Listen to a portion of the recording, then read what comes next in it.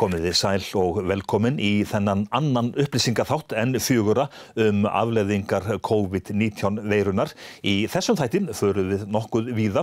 Við ræðum meðal annars við sálfræðing hvernig á að tala við börn og unglinga. En við byrjum á því að tala við sveitastjóran í Húnaþingi vestra. Ragnheiður Jóna, hlutfall íbúa sem í sóttkví, það bara nokkuð hátt.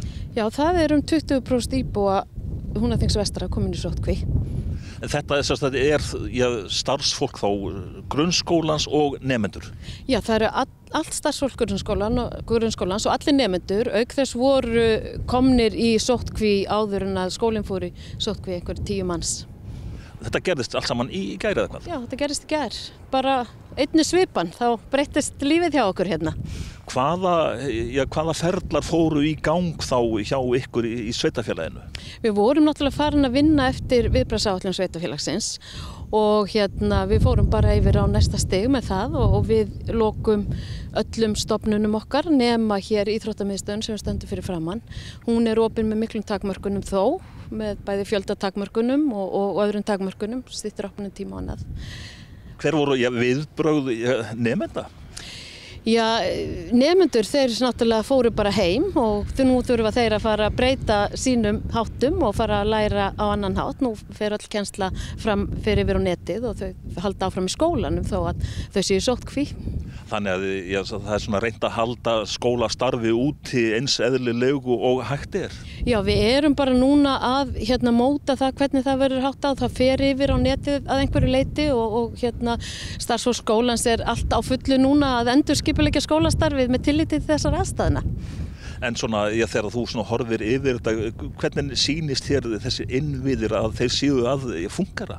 Við höfum náttúrulega þurft að skerða ýmsa þjónustu, færa þjónustu yfir á bæði netið og í síma og síðan en þessi grunnþjónusta, við erum að vernda hana og hún gengur og við höldum henni gangandi. Almannavarnanefndin, hún náttúrulega var virkjuð og allt þar fór í gang? Já, almannavarnanefndin var virkjuð og svo hér vettvangsstjórn á Hvammstanga sem að fundar núna 1–2 á dag og heldur svona utanum þetta. En þegar þú ert að hitta fólki bara förnum vegi, samstaða finnur fyrir henni? Já, mjög mikill og það allir að taka þátt í þessa heilum hug og við fylgjum algjörlega öllum ráðleggingum almannavarna og landlæknis og mér sýnist bara allir íbúar ætla að taka þátt í því og fylgja þeim, hvort sem þeir eru í sóttkví eða bara í sinni vinnu. En þú kemst ekki almennilega inn á þinn kontor? Nei, jú, ég kemst þar inn en ég býð engum þar inn. Við höfum alveg lokað ráðhúsinu og ég búin að skipta upp starfsfólki ráðhúsins eftir störfum. Þannig við erum búin að einangra hæðir og við förum ekki á milli hæða og ég reyni bara eftir fremsta megni að vernda það starfsfólk sem þarf að sinna allri grunnþjónustu.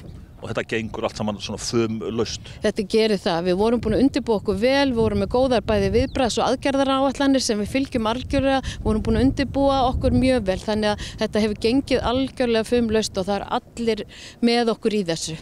Þú tiltölulega nýtekin við sem sveitastjóri þegar þú komst þér datt þetta nú ekki í hug, Ragnheiður?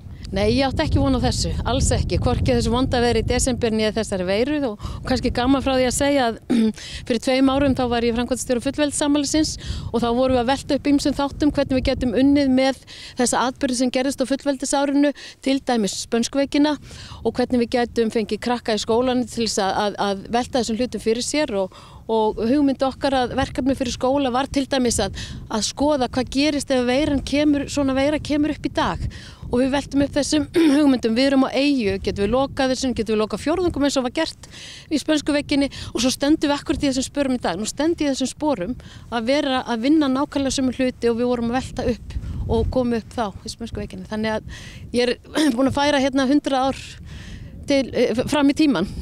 Og allir íbúarnir standa saman? Allir íbúarnir standa saman og það allir að hjálpa staði. Það mjög einkennandi fyrir samfélagið í Húnaþingi vestra hvað mikil samstaða. Hér mjög gott fólk sem vinnur saman og styður hvort annað og hjálpa stað.